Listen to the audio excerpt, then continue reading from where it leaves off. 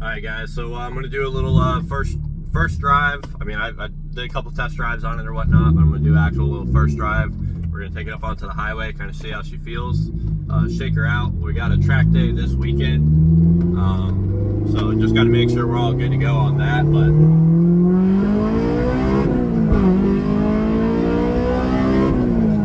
I mean, she's definitely alive, so that's obviously, more than I could ask for right now. Got rid of the F20 C1. Mine was already pretty tired. It was 180 compression all the way across.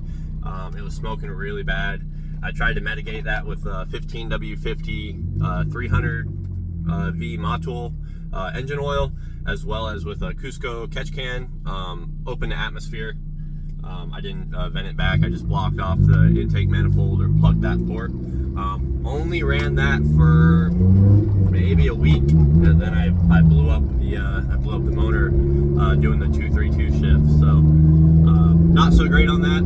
Obviously, costing a good bit of money and a little bit of a setback. So, but the F20C needed to go anyways. I was already talking to this guy with the F22 C1 about buying his motor before I blew mine up.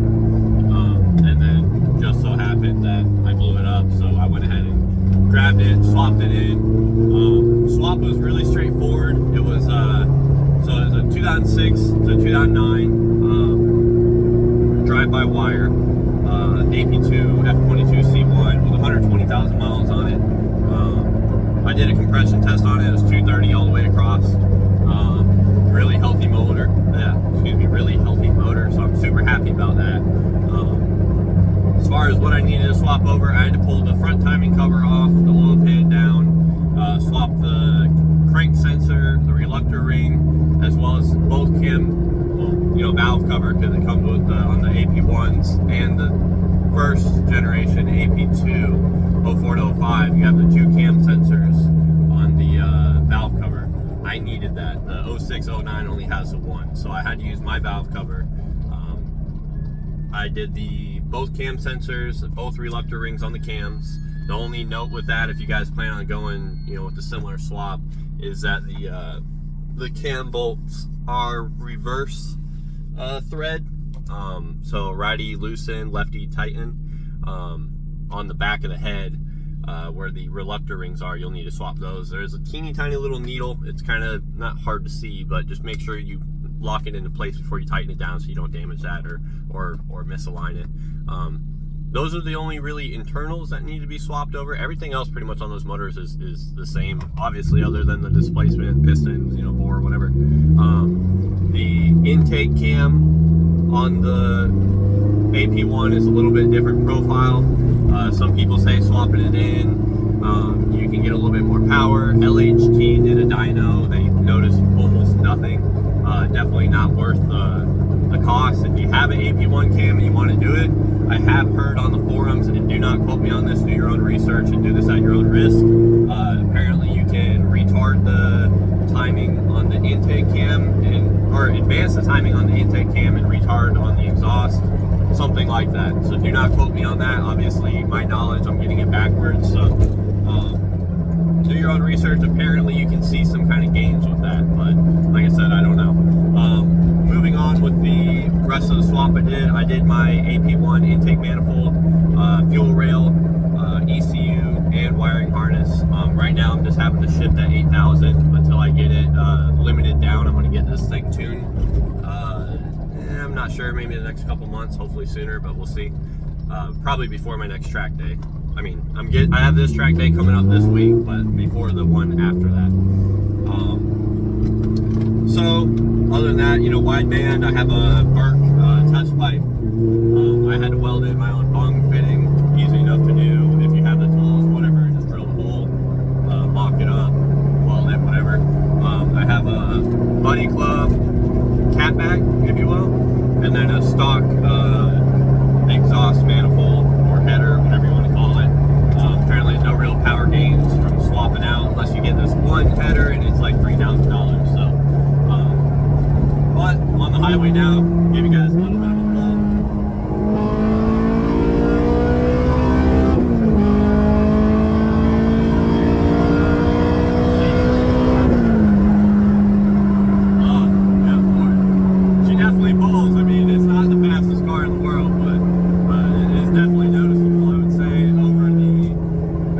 heat that I had. Oh man. And then the other nice thing is there's not a big huge puff of smoke every time I'm hitting the gas, so that's definitely a plus.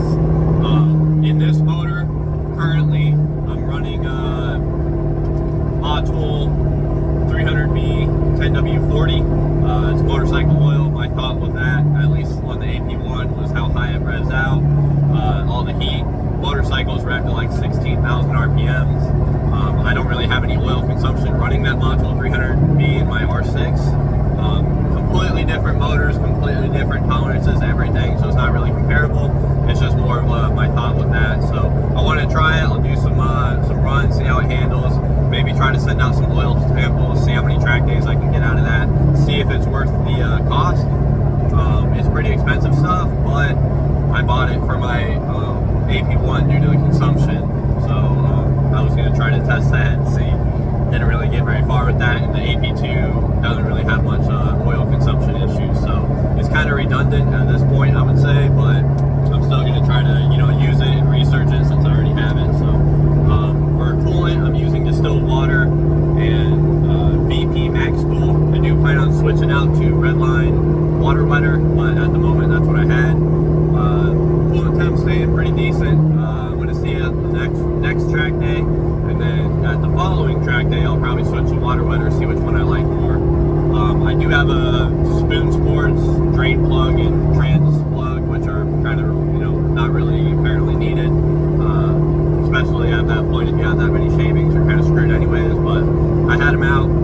The ones that were on the previous motor were like some Chinese aluminum things, so I took those out and swapped them to Spoon Sports. I also have a Spoon Sports radiator cap. My radiator cap was a little wonky, so wanted to swap that out, get something decent that held pressure a little different as well. So transmission oil, I am running AMSOIL manual synchro mesh fluid, whatever they call it. So far, I mean, it shifts great. I did just grease my shifter. My bushing is bad. My little pivot bushing on the shifter. I will need to swap that. It is cracked, so I will be swapping that soon. I just have to order that kit. As far as the grease, I went with just red wheel bearing high temp grease for now. I know you should be using high temp urea grease, but I was doing a little bit of research and it seemed okay, so I'm going to test that out. We'll see. Worst case, we'll pull all that stuff out, we'll clean it, we'll put the right stuff in there. But I just want to try a couple things. I'm running AP1 OEM flywheel, OEM friction disc, OEM throwout bearing, pilot bearing, release fork, and release fork slide bushing, or whatever they call it. And then I'm running an ACT pressure plate. I would recommend, if you guys are going to do ACT, and this is just my experience right now as of what I noticed a few days ago, remove all the yellow paint. My yellow paint all flaked off. I don't know if it was overuse or heat or what from tracking, or I have no idea. The point is the yellow paint flaked off to the point where it all got jammed up in the pressure plate, and I started getting this weird feeling and I didn't know what was going on. I just assumed my throwout bearing or the fluid was a little spongy or something. It was a really weird feeling. So when I had taken my motor out, I actually noticed all that paint was stuck inside of the pressure plate, which was causing it to only have so much play, or weird feeling or whatnot. So I cleaned all that out. Now the clutch feels brand new again. So make sure when you guys do it, swap all that out, clean all that out real good. Just remove the paint in general. Lube up the shaft, throwout bearing, all that stuff with super lube. With a super lube, I think you can get from Harbor Freight, a few other places. There is something you can use from Honda, but I just use the super lube stuff. Works great for me. Great feel as well.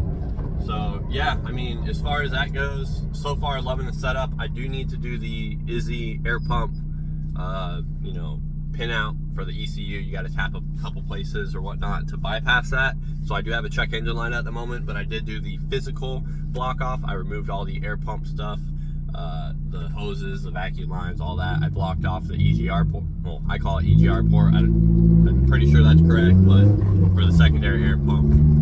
So I did block that off with the Izzy plate. I am going to be doing all the ECU work on that. But I don't know, I might wait just because am going to be getting an ECU for this maybe in the next couple months to tune it and everything. So maybe I'll be able to tune out that code. I have no idea, but we'll see. But yeah, I mean, vehicle's running great. Temps are staying great. Super happy with it so far. I think I just missed my turn. But yeah, super happy with it so far. So definitely loving it. If you guys have any questions, comments, anything, just let me know. If you guys want to see more, if you guys want to see more time-lapse stuff or more DIY stuff, let me know. Let me know if there's anything I can improve on. I'm still a new channel, so definitely a lot I know I can improve on. I don't want to bore you guys too much. I don't want to. I want to make it interesting. I want to keep you guys, keep you guys around or whatnot, whatever I can do. So let me know if there's anything you guys would recommend. You want to see different. I have that truck. It's got quite a few different views, so I know some people are getting some use out of those. The S2000 I'm trying to get back more into, so that's where all this new content's coming from, if you will. I can try to get a track day video if you guys are interested in something like that. I'm not sure if you guys like this, ride along where you guys are like, watching me talk, or if you guys prefer to watch the car and hear me talk or not hear me talk at all, or if you guys would rather have, us going around the track. I have no idea. So whatever you guys want, just let me know. I'll try to, accommodate that, obviously. And then, we're going to be doing some different stuff, different mods and everything with the S2000 as well in the future. The truck, there's a couple more things coming on that, but obviously if you're watching this video, I'm sure you're not interested in the truck.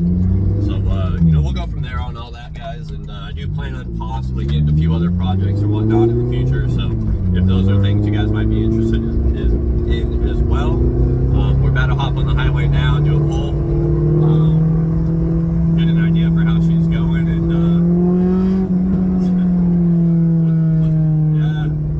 good bit of drone for sure. You guys might want to look at running either the stock cat with this exhaust or a high flow cat.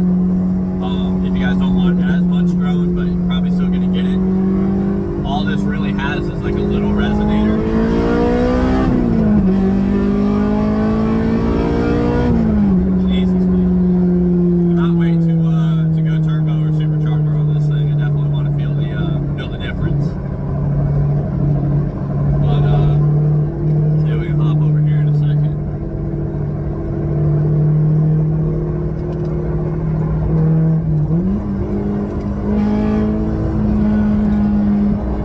Definitely got a good bit of drone, so.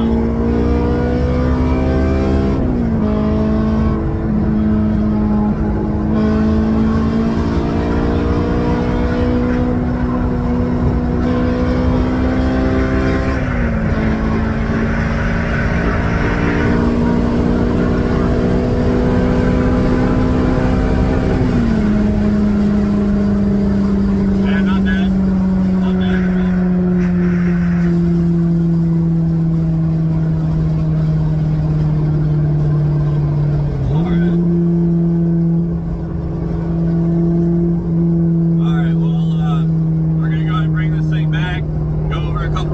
Make sure she's all ready to go.